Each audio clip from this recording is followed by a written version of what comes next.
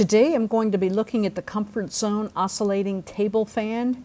It comes in 4 pieces that snap together easily. Here is the base, the bottom snaps right in place. And then you have to loosen the screw right here to line up the rear cage. And it lines up with 3 pins. And then put the screw back on, tighten it up. And then you put the fan on, screw that on, tighten that into place. And then you put the front of the cage on and it just snaps in place as well. Very easy to put together. Here the fan is in high speed. It has 3 speeds and it provides really good air circulation. I'm standing maybe 2 foot away from it. Here it is on the medium speed.